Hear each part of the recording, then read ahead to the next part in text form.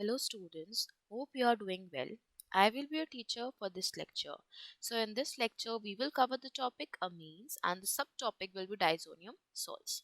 हमें इस टॉपिक में amines के बारे में पढ़ना है, particularly diazonium salts का introduction कि diazonium salts क्या होते हैं, इनकी stability और इनको naming कैसे की जाती है.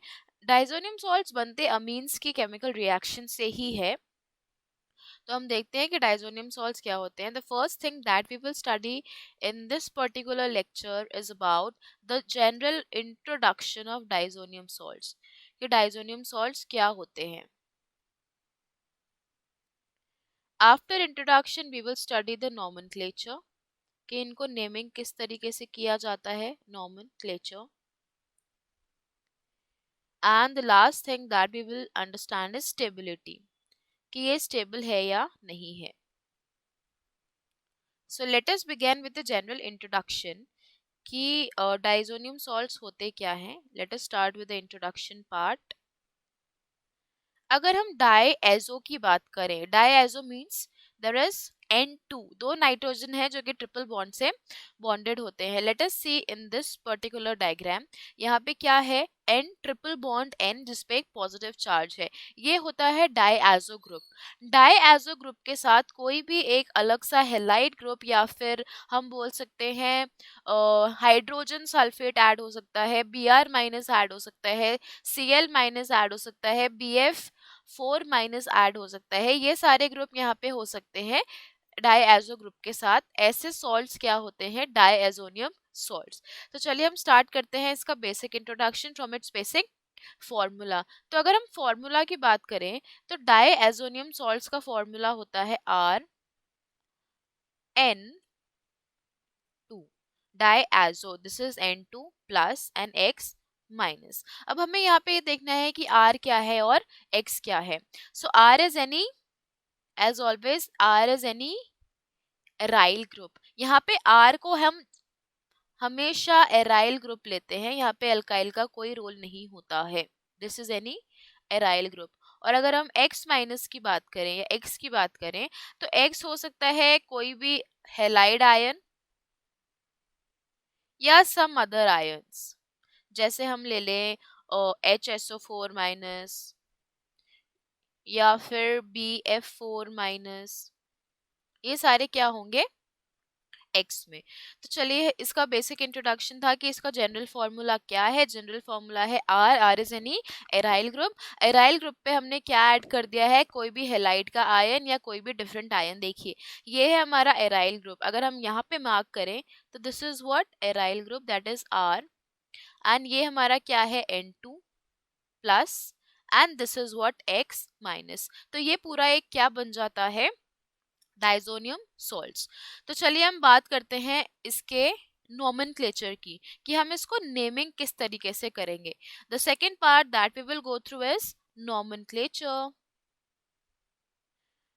नोमेनक्लेचर मतलब होता है कि डाइजोनियम सॉल्ट्स को हम नेमिंग कैसे देंगे, the naming of diazonium salts. तो देखिए इसकी नेमिंग में किस तरीके से हम डाईएजो का यूज करते हैं. देखिए सफिक्स यूज करना है हमें डाईएजो. तो हमें किस तरीके से नेम करना है, दे आर नेम्ड बाय सफिक्सिंग. तो सफिक्स मतलब जो बाद में आएगा. तो हमें सफिक्स किसका यूज करना है, diazonium to the parent hydrocarbon. Parent hydrocarbon में हमें पता है इसमें हमेशा एक एरोमेटिक रिंग का नेम आएगा क्योंकि यहाँ पे आर क्या है, कोई भी एराइल ग्रुप. तो हमें पहले क्या लिखना है, पेरेंट हाइड्रोकार्बन का नेम. फॉर एग्जांपल बेंजीन लिख दिया या नेफ्थलीन, जो भी इसका नेम होगा. तो हमने यहाँ पेरेंट हाइड्रोकार्बन का नेम लिखा. उसके आगे हमें क्या ऐड करना है, डाईएजोनियम. क्या ऐड करना है, डाईएजोनियम. और उसके बाद हमें क्या करना है, followed by name of anion. जैसे हमने एनायन यहाँ पे कोई भी हेलाइड लिया, अगर Cl माइनस लेंगे तो क्या हो जाएगा, क्लोराइड. अगर Br माइनस लेंगे तो क्या हो जाएगा, ब्रोमाइड। तो हम यहाँ पे एक छोटा सा इसका फॉर्मूला बना लेते हैं। The first thing that we have to write is the name of hydrocarbon. पहले क्या लिखेंगे? हाइड्रोकार्बन का नेम प्लस हाइड्रोकार्बन के नेम के बाद हमें क्या लिखना है? Diazonium, diazonium. उसके बाद हमें क्या लिखना है? कोई भी आयन या एनायन जो हमने यूज किया है, आयन में भी मोर प्रिसाइजली एनायन। तो ये हमारा बन जाता है एक बेसिक सा फॉर्मूला। तो चलिए हम इसको यहाँ पे इस डायग्राम में अप्लाई करके देखते हैं।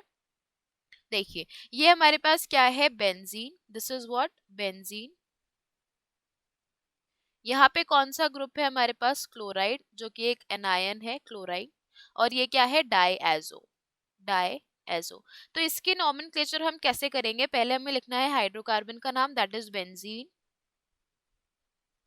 उसके बाद हमें ऐड करना है डायएजोनियम, डायएजोनियम। उसके बाद हमें करना है एनायन का नाम, that is chloride. So this is how we nomenclate the diazonium salts. अगर हम इस सेकेंड कंपाउंड की बात करें तो यहाँ पे क्या है? Hydrogen sulphate. This is what? Hydrogen sulphate. Let us write over here, this is what? Hydrogen sulphate. ये क्या है? Benzene. And this is what? Diazo. तो सिंपली क्या नेम हो जाएगा? Benzene diazonium hydrogen sulphate, hydrogen sulphate. So this will be the name of this compound. तो इस तरीके से हम इसका नॉमेनक्लेचर करते हैं। इसके बाद हमें after this nomenclature we will move on to the stability, कि इसकी स्टेबिलिटी किस तरीके से, ये स्टेबल है या नहीं है, या स्टेबल है तो क्यों है। So we have to see the stability, stability. तो चलिए स्टेबिलिटी को देखते हैं कि किस तरीके से इसकी स्टेबिलिटी चेक की जाती है। अगर हम प्राइमरी एलिफेटिक अमीन्स की बात करें, अगर हम प्राइमरी एलिफेटिक अमीन्स की बात करें तो they form highly unstable alkyl diazonium salts. अगर हम एल्काइल डाइजोनियम सॉल्ट्स की बात करें तो they are very unstable. So first thing is alkyl. यहाँ पे एराइल ग्रुप या रिंग हमने ऐड नहीं करी है। So alkyl diazonium salts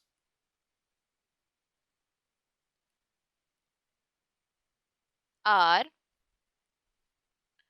highly unstable. ये बिल्कुल भी स्टेबल नहीं होते हैं, इसलिए हम जनरली इसको फॉर्म या फिर हम अपनी स्टडीज में इसको नहीं इंक्लूड करते हैं, राइट। तो अगर हम बात करें प्राइमरी एरोमेटिक अमीन्स की, अब किसकी बात करें हम? प्राइमरी एरोमेटिक अमीन्स की। वन मोर थिंग, हमेशा जब हम इसकी बात करते हैं डायजोनियम सॉल्ट्स की, तो मैक्सिमम टू मैक्सिमम इसमें प्राइमरी एरोमेटिक अमीन्स ही यूज होते हैं। प्राइमरी सेकेंडरी का इसमें कोई रोल नहीं होता है, that is only and only shown by 1 degree amines. So primary aromatic amines जो होते हैं ये भी ज्यादा स्टेबल नहीं होते हैं, ठीक है। They are not so stable, या फिर हम लिख सकते हैं stable for very short time, stable for very short time. तो जैसे ही हमने इसको बनाया है हमें इसको यूज करना पड़ता है, क्योंकि ये ज्यादा टाइम के लिए स्टेबल नहीं होते हैं। और स्टेबिलिटी जो शॉर्ट टाइम के लिए हो रही है उसमें भी एक क्या रिक्वायर है? इन सॉल्यूशन, ये कंडीशन है at lower temperature, at lower temperature. और अब इसकी स्टेबिलिटी का एक रीजन है। अगर हम एल्काइल की बात करें, प्राइमरी एल्काइल्स की, तो वो डाइजोनियम सॉल्ट जब बनाते हैं तो वो बिल्कुल ही अनस्टेबल है। लेकिन प्राइमरी एरोमेटिक अमीन्स थोड़े से स्टेबल है। क्यों? क्योंकि इनमें एक प्रोसेस होता है जिसका नाम है resonance, as we can see in this diagram. ये क्या है? रेजोनेंस। रेजोनेंस में क्या होता है? जो इसके पास लोन पेयर्स है, तो लोन पेयर्स के जो इलेक्ट्रॉन्स हैं वो बेंजीन रिंग में क्या होते हैं? डीलोकलाइज्ड होते हैं। तो इस तरीके से इसकी स्टेबिलिटी क्या होती है? बढ़ जाती है।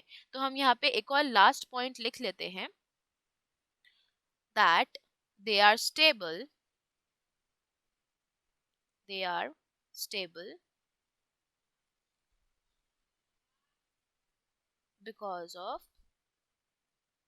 resonance. Hope you understood the explanation. Thank you.